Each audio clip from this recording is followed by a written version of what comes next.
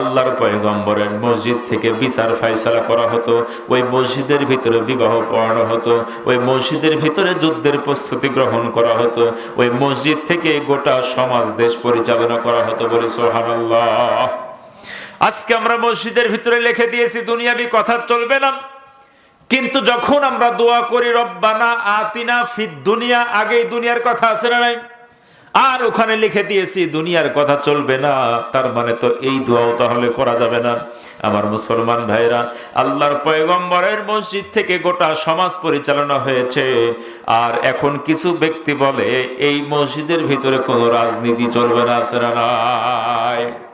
রাজনীতির মূল কেন্দ্রবিন্দুই হচ্ছে ওই মসজিদ, মুসলমানদের সংসদ ভবন হচ্ছে মসজিদ। বলি আল্লাহু আকবার। আমার মুসলমান ভাইরা, জ্ঞানের স্বল্পতার কারণে কখন কি কথা বলি সেটা আমাদের স্মরণ থাকে না, এই জন্য লেখাপড়া করে কথা বলার প্রয়োজন আছে না নাই? আমার মুসলমান ভাইরা গভীর মনোযোগ। আল্লাহর পয়গম্বর যখন মসজিদ হলো সংসদ ভবন, কোরআন হলো সংবিধান, আর কোরআনের ভিতরে আইন আছে না নাই? আমার মুসলমান ভাইরা, সর্বপ্রথম একটা চোর ধরা পড়লো, মহিলা চোর, নাম হলো ফাতিমা।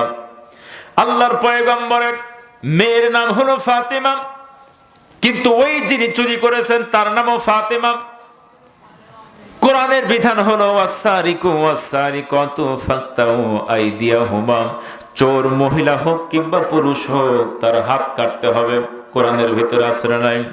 আমার মুসলমান ভাইরা, আজকে বাংলার জমিনে লক্ষ লক্ষ মসজিদ আছে, লক্ষ লক্ষ হাফেজে কোরআন আছে, লক্ষ লক্ষ আলেম আছেন, কিন্তু আজ পর্যন্ত স্বাধীন বাংলাদেশে একটাও চোরের হাত কাটা হয়েছে নাকি? তার মানে হলো কাগজের ভিতরে কোরআন আছে কিন্তু বাস্তবে নাই। আপনি কাগজের ভিতরে লিখেন যদি আগুন, তাহলে কি আগুন ধরে যাবে নাকি? ধরবে না। আপনি যদি কাগজের ভিতরে লেখেন পানি, তাহলে কি ভিজে যাবে নাকি? না, ভিজবে না। তার মানে হলো আগুন জ্বালাইতে হবে তবে আগুনে পুড়বে, পানির ভিতরে ডুবাইতে হবে তবেই না ভিজবে। আগুন যদি আপনি খাতায় লিখেন যেইভাবে করে আগুন ধরে যায় না, এরপরে পানি লিখলে যেইভাবে করে ভিজে যায় না। আল্লাহর কালামের ভিতরে আইন আছে, এর 100% বাস্তবায়ন না হলে এর সুফল মানুষ পাবে না। কথা বলো ঠিক কিনা? চোর ধরে হাত কাটা হলো, মদিনার মানুষ অবাক হয়ে গেলেন, হায় হায়, মক্কার মানুষ যেমন গরম বিচারও তেমন গরম।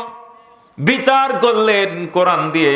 আমার মুসলমান ভাইরা, সমস্ত চোরেরা সাবধান হয়ে গেল, আর চুরি করা যাবে না, চুরি করলে হাত কাটা হবে। আর যদি হাত কাটা হয়, তার সঙ্গে কেউ মেয়ে বিয়ে দিবে না, তার সঙ্গে কেউ আত্মীয়তার সম্পর্ক করবে না। টোটালি মদিনায় একেবারে চুরি বন্ধ হয়ে যায়। বলি সুবহানাল্লাহ। 2 নম্বরে ধরা পড়লো একজন জেনাকার। জেনা করে শাস্তি হলো কোরআনের ভিতরে, যদি বিবাহিত হয় অর্ধেকটা মাটির নিচে পুঁতে ফেলে তাকে পাথর মেরে হত্যা করতে হবে, এটা হচ্ছে কোরআনের বিধান।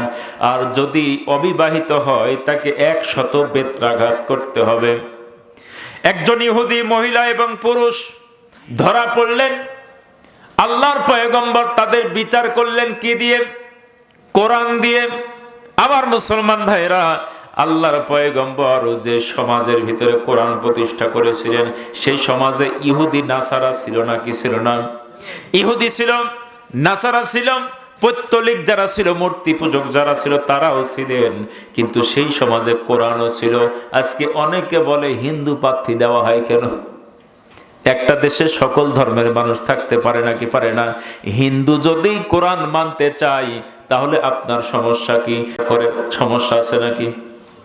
হিন্দু কোরআন মানবে, ভিন্ন ধর্মাবলম্বী লোক যদি কোরআন মানতে চায় কোনো সমস্যা নাই, তারা যদি কোরআনের আইন মানতে চায়।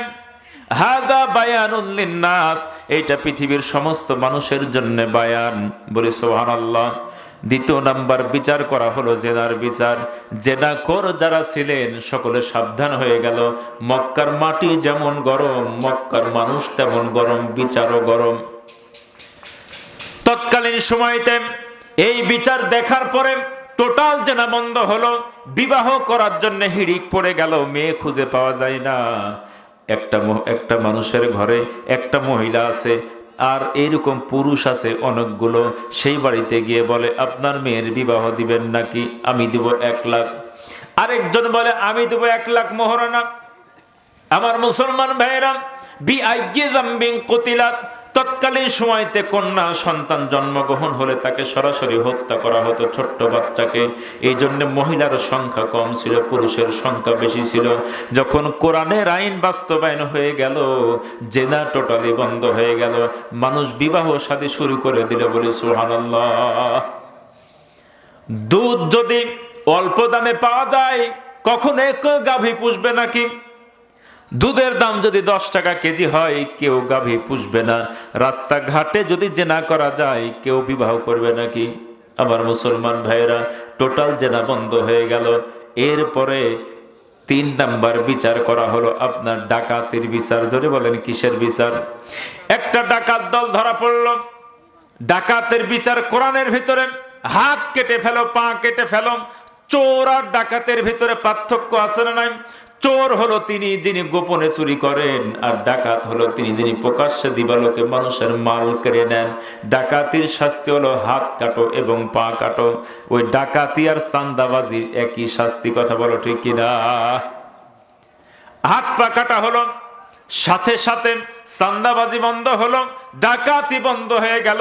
এমন নিরাপত্তার একটা শহর হয়ে গেল মদিনা।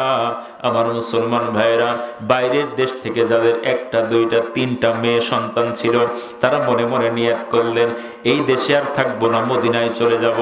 মদিনায় যাওয়ার পরে 3টা মেয়ে আছে, এই 3টা মেয়েকে মোহরানা নিব বহু টাকা, এরপরে বিবাহ শাদী দিয়ে দিব, রাস্তার পাশে ব্যবসা বাণিজ্য করব, কোনো চাঁদা দিতে হবে না, কোনো চুরি হবে না, ডাকাতি হবে না, নিরাপত্তা আর নিরাপত্তা, বলে সুবহানাল্লাহ।